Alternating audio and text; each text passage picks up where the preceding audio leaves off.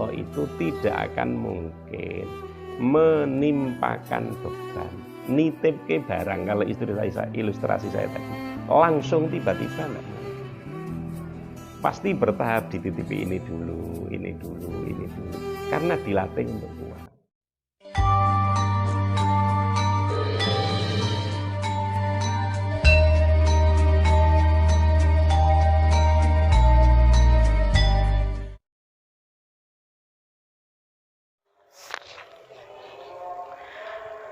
Assalamualaikum warahmatullahi wabarakatuh.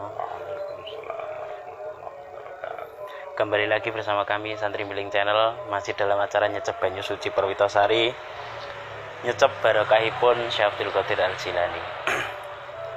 Nasihat demi nasihat sudah kami dengarkan dari Abah Salahuddin Fatawi, sehingga kita bisa mengerti atau menjadi pagar dalam kehidupan kita, yang mana seperti jargon kita yaitu beling nanging tetep eling, yaitu beling tapi terkonsep. Entah apalagi ini nasihat untuk santri beling, Bah, malam ini itu dinasihati tentang apa ini, Bah? Bismillahirrahmanirrahim. Melanjutkan dawuh-dawuh Syekh Abdul Qadir Jailani dari kitab Nashaihul Jailaniyah. Sekarang kita mencoba untuk membahas tentang sabar. Saat ini dunia memaksa penghuninya untuk bersabar. Keadaan dengan menyebarnya virus corona itu mau tidak mau ya harus dipaksa oleh keadaan untuk bersabar. Nah, sebenarnya hukum bersabar itu apa? Apakah hanya ikutan atau seperti apa? Syekh Abdul Qadir Jailani menyampaikan dalam kitab Nashaihul Jailaniyah, as-sabru ma'allahi azza wa jalla fardun la nafilatun. Sabar itu menurut Syekh Abdul Qadir Jailani hukumnya fardun, adalah merupakan kewajiban tiap individu, la nafilatun, tidak merupakan kesunahan. Selama ini kadang-kadang kita memahaminya bahwa orang itu memang disuruh bersabar, tapi seakan-akan orang itu tidak harus bersabar, hanya merasa disuruh bersabar tapi tidak harus bersabar. Kalau menurut nasihat Syekh Abdul Qadir Jailani itu jelas keliru, karena sabar itu sebuah keharusan. Makanya beliau menyampaikan as-sabru ma'allahi azza wa jalla fardun. Jadi sabar itu wajib, la nafilatun, bukan merupakan sebuah kesunahan.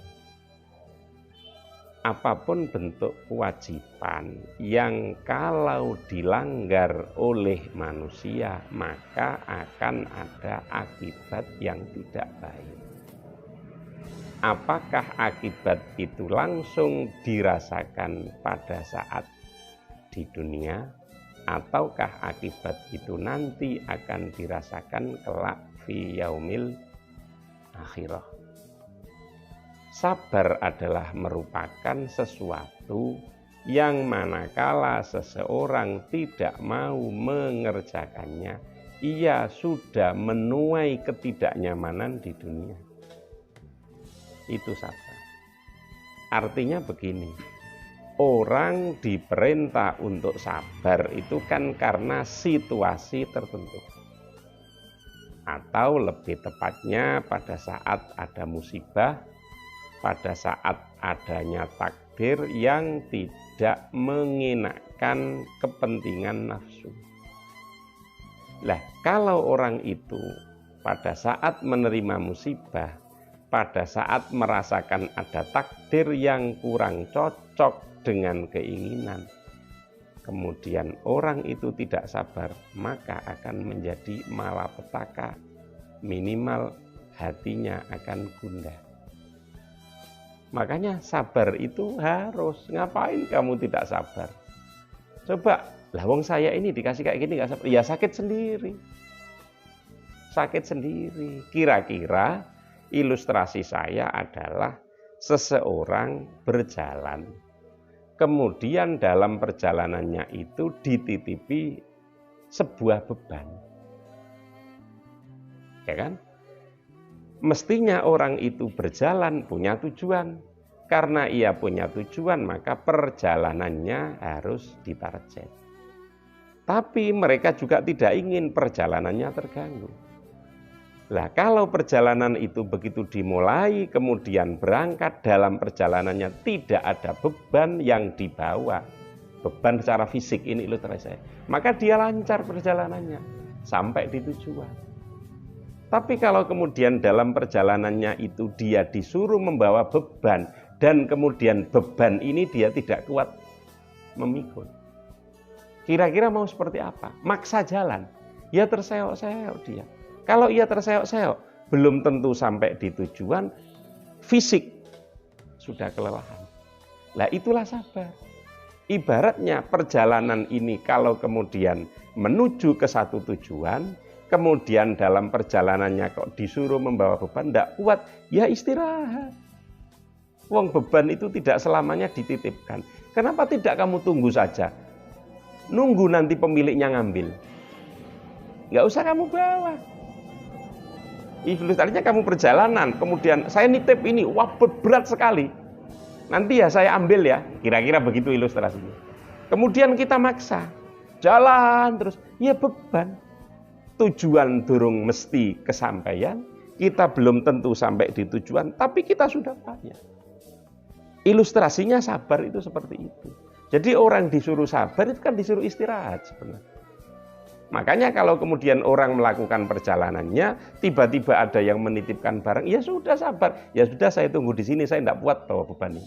Sampai orang itu datang kembali mengambil beban itu, kemudian kamu atau kita bisa langgeng melanjutkan perjalanan sampai ke tujuan. Sabar juga begitu. Ibaratnya kita dititipi sesuatu oleh Allah, kita disuruh sabar. Ya sudah kita terima, istirahat.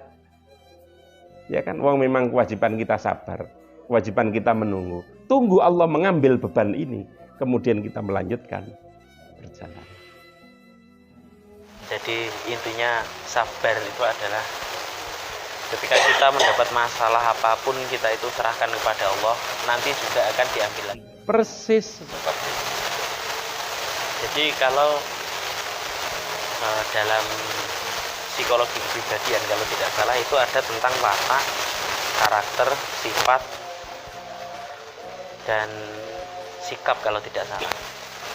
Sabar itu kalau menurut saya itu, orang sabar itu kan harus ada latihan, tidak mungkin langsung seperti itu. Nah, sabar itu kalau gambaran saya, apakah ada di watak? Kalau di watak kan kata orang watak nggak bisa dirubah. Gini, saya tidak ingin masuk ke apakah sabar itu ada di watak, sikap dan seterusnya. Saya ingin menanggapi apakah sabar itu perlu latihan benar. Wong Allah itu sudah memberi sinyal la yukallifullahu nafsan illa wus'aha laha maka sabat wa 'alaiha maktasabat. Sinyal ayat itu menurut pemahaman saya bahwa Allah itu tidak akan mungkin menimpakan beban, nitip ke barang, kalau ilustrasi saya tadi langsung tiba-tiba enggak mungkin. Pasti bertahap, dititipi ini dulu, ini dulu, ini dulu, karena dilatih untuk kuat. Ibarat orang perjalanannya, saya nitip ya 5 kilo, masih kuat ditenteng. Setelah kuat saya nitip ya 10 kilo, kuat ditenteng. Saya nitip lah kalau kemudian kita itu dititipi 5 kilo itu sudah ngersuloh, sudah merasa tidak kuat, ya tidak akan mungkin kuat menanggung beban yang 10 kilo, 15 kilo, 20 kilo. Itu sabar. Makanya dikatakan oleh Syekh Abdul Qadir Jailani adalah fardhu. Di dalam hadis juga disebutkan as-sabru ala sodmatil ula. Itu ada sebuah hadis yang mengatakan anin Nabi sallallahu alaihi wasallam annahu qala, diriwayatkan oleh Sayyidah Aisyah, inna sabra inda sodmatil ula. Sesungguhnya yang dinamakan sabar itu inda sodmatil ula, pada saat musibah turun pertama. Jadi sabar bukan karena kepaksa. Contoh sederhananya begini, seseorang mendapatkan berita, ini naudzubillah ada keluargamu kecelakaan. Ya Allah, karena nangis orang itu, wow gimana ini, itu istri saya satu-satunya atau anak saya satu, ya Allah gimana Allah kok engkau memberikan, coba nangis enggak karuan. Sudah terus sampai akhirnya sampai proses dikebumikan, baru setelah beberapa hari dia mikir, iya tak tangisi ya gak balik, sabar kalau gitu. Artinya sabarnya datang itu bukan inda sodmatil ula, maka efeknya tidak banyak. Mestinya begitu dikabarin innalillahi, jangan kaget Pak ya, ini ternyata anak kalian, anak kamu kena kecelakaan. Innalillahi ya Allah, sabar Gusti, ada musibah. Itu indah sodmatil. Makanya ibaratnya kalau tadi saya mengilustrasikan itu sabar itu ibarat orang melakukan perjalanan dititipi beban, ya latihan itu tadi. Saya titip beban 5 kilo, oh ya tak bawanya pelan-pelan. Wah kok ternyata kita kuat. Ya sama dengan orang pemanasan olahraga. Makanya ini nggak tahu bener entah enggak. Entah bener entah enggak. Seseorang itu semestinya doa yang kenceng itu doa sabar pada saat menerima musibah. Jangan hanya berdoa terhindar musibah. Kalau orang itu hanya berdoa terhindar musibah, begitu nanti ia dapat musibah, tidak bisa sabar dia. Tidak akan naik-naik derajatnya. Kan mendingan sabar pada saat menerima musibah. Itu yang kemudian kita harus benar-benar memperhatikan. Jadi intinya sabar itu ya memang perlu latihan. Jadi sabar itu kita perlu latihan. Sabar itu adalah indah sodmatil ula. Ketika kita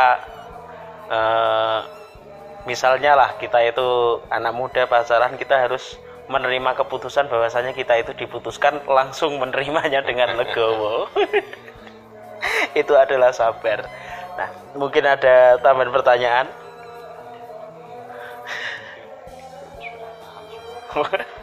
Cukup. Jadi intinya sabar itu menurut Syekh Abdul Qadir Al-Jilani adalah wajib. Kita itu harus senantiasa bersabar. Kita itu setiap perjalanan pasti kita itu mendapat cobaan, kita itu mendapat titipan barang, misalkan sesuatu yang berat. Kita itu harus tetap bersabar. Itu semua dari Allah dan akan ada jalan, akan diberi jalan oleh Allah. Sekian dari kami, tetap di Santri Beling Channel, masih dalam acara Nyecep Banyu Suci Perwitasari. Semoga ada manfaatnya. Wassalamualaikum warahmatullahi wabarakatuh.